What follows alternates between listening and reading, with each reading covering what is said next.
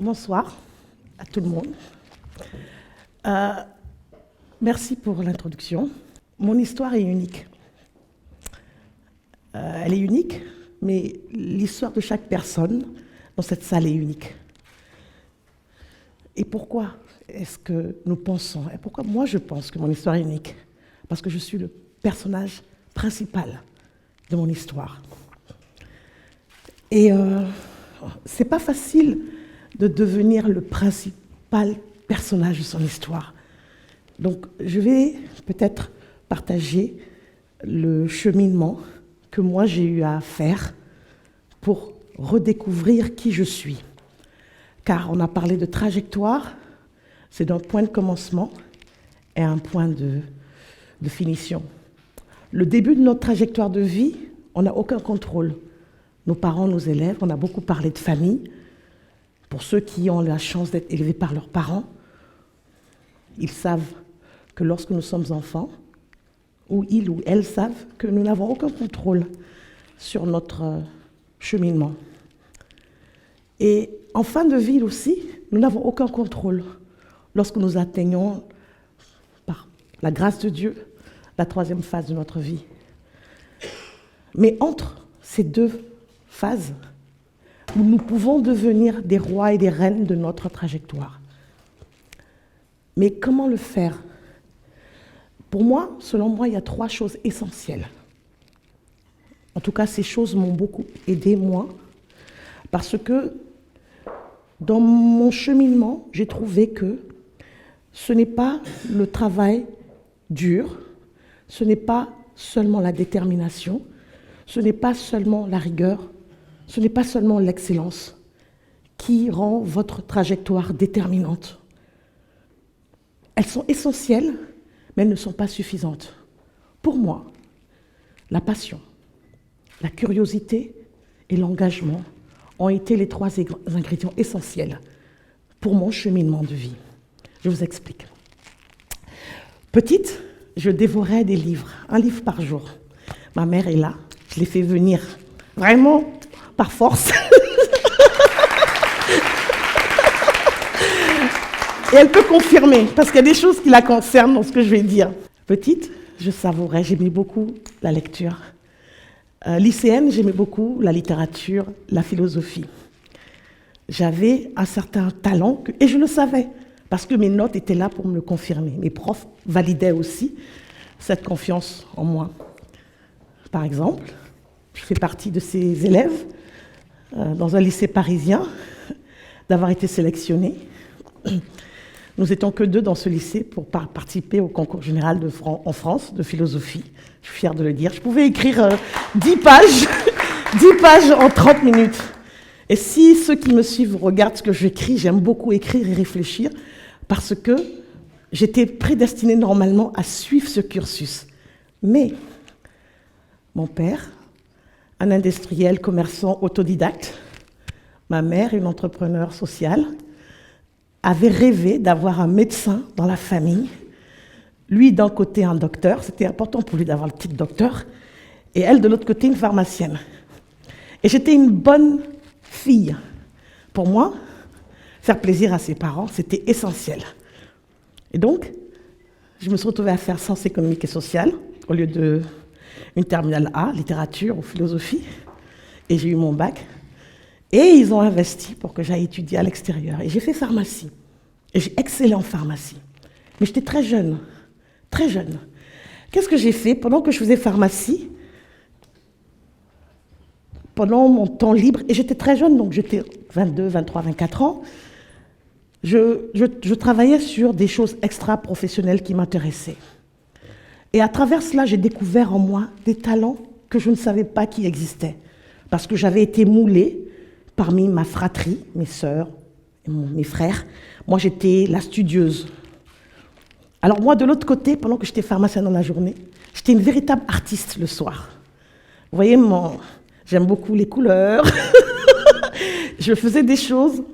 Je changeais ma casquette de pharmacienne pour devenir ce que je voulais être. Et j'ai découvert des aptitudes en moi que je ne savais pas qui existaient. Je me suis rendu compte que j'avais la facilité de mobiliser Non seulement mobiliser des ressources, mais mobiliser des gens. J'avais la capacité de proposer des idées et de faire en sorte qu'il y ait un suivi, en tout cas une coalition autour de ces idées-là. Et j'ai fait des choses extraordinaires. C'est simplement par compassion et par pitié, parce que mes parents ont investi dans mes études, mais normalement je devais atterrir à Los Angeles, à force d'avoir excellé en dehors de mon travail de pharmacienne qui finançait les choses que je faisais. Pourquoi je parle de ça? La curiosité m'a permis de sortir de la coque dans laquelle on m'avait mise depuis le début, depuis mon enfance, avec bonne intention, mais j'ai eu envie de découvrir ce qu'il y avait d'autre. La passion m'a permis de puiser au plus profond de moi. Même quand j'étais fatiguée, je ne sentais pas que j'étais fatiguée. J'ai appris par moi-même les outils de communication. À l'époque, on n'avait pas encore tous les Facebook, même si je vivais dans la région où Facebook a été créé. Mais on avait déjà les premiers, les Yahoo, etc. On avait des success stories. Donc j'apprenais à créer des sites web. Je me suis formée tous les jours. J'avais rien à voir avec la pharmacienne du journée. Je faisais des choses extraordinaires. J'ai une sœur qui est là, Fatou Soare-Anne, qui peut aussi témoigner de ce que je faisais. Et donc, j'ai recréé tout un monde, tout un univers, parce que j'étais passionnée, j'avais de l'engagement. Et lorsque j'ai décidé de rentrer en Afrique, en Guinée particulièrement, en 2006, tout le monde m'a trouvée absolument folle.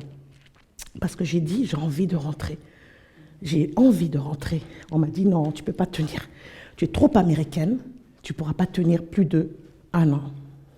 J'ai dit, d'accord, je resterai 1 an. Si j'échoue, je retourne de là où je suis. Parce que j'avais un très bon travail, un bon salaire, diplômée aux États-Unis, je travaillais très bien. J'y suis partie, et avec une résidence permanente. Je rentrais. Je vais vous faire l'économie de l'histoire, mais 5 ans après, j'ai non seulement dépassé le salaire que j'avais aux États-Unis, mais en plus, j'étais chez moi. J'ai travaillé dans la sous-région, pas seulement en Guinée.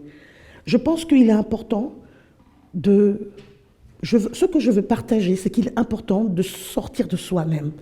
En Guinée, par exemple, on vous prédestine à certaines universités parce que le système est tel qu'on choisit vos carrières pour vous. C'est pas grave. Le système anglo-saxon, particulièrement américain, a ceci d'intéressant, c'est que ce n'est pas le diplôme qui détermine qui vous êtes. C'est ce que vous avez ici et ici qui détermine qui vous êtes. Et donc, sortir de sa coque, avoir la curiosité de soi, c'est de sortir du conformisme. Dans notre système, on ne doit pas questionner l'autorité, mais questionnez-la pour vous-même. Pour vous-même, pas parce que vous êtes mal éduqué. Mais quand on vous dit non, certainement vous allez vous réfléchir pourquoi on vous dit non. Quand vous n'êtes pas convaincu que ce doit être un non, mettez tout en œuvre. Et c'est là où la passion et l'engagement deviennent intéressants. Donc aujourd'hui, ce que je peux dire, c'est que ce sont ces choses qui m'ont permis aujourd'hui d'être ce que je suis aujourd'hui. La pharmacienne, je l'appelle Mariam, et Tendo, c'est la communicante. Et moi, je vois la corrélation.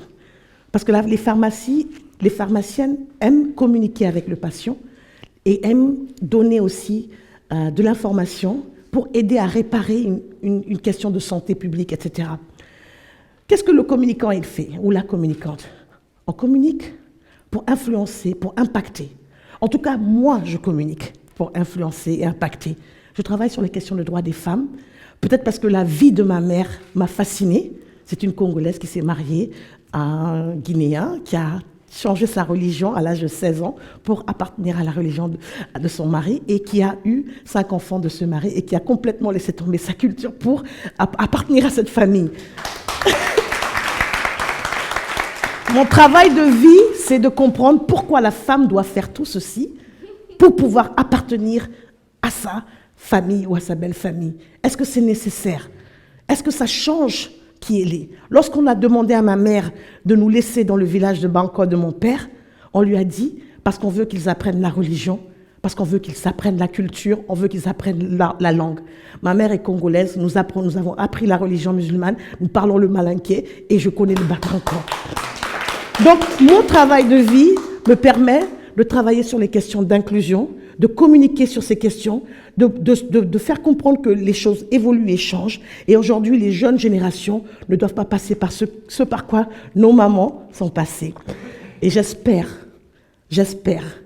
que pour chacune des trajectoires dans cette salle, que vous aurez la curiosité, la passion et l'engagement de découvrir qui vous êtes, ce talent inné. Chaque personne est née avec un talent inné. Certaines passent toute une vie sans connaître ce talent. Quand vous voyez une Serena Williams, quand vous voyez un Michael Jordan, quand vous voyez j'aime beaucoup parler des artistes, on a eu Kandia Kouyaté tout à l'heure, parce qu'eux, ils arrivent des fois à sentir leur talent très tôt, parce qu'il y a moins de construits sociaux, il y a moins de limitations. Oui, qu'est-ce que la famille va te dire si tu fais ci? Il n'y a pas ça. Alors, pour chacun et chacune d'entre nous, apprenons à sortir de nos zones de confort, mettons les ingrédients, n'utilisons pas les étiquettes de diplôme. J'ai rarement utilisé le mot docteur, c'est mon père adorait dire docteur, donc depuis qu'il est parti il y a 2 ans et demi, je suis obligée de prendre ce titre pour lui faire plaisir. Mais je sais que ce sont mes passions, ce sont mes curiosités et ce sont mes engagements qui me permettent de parler avec vous aujourd'hui. Je vous remercie.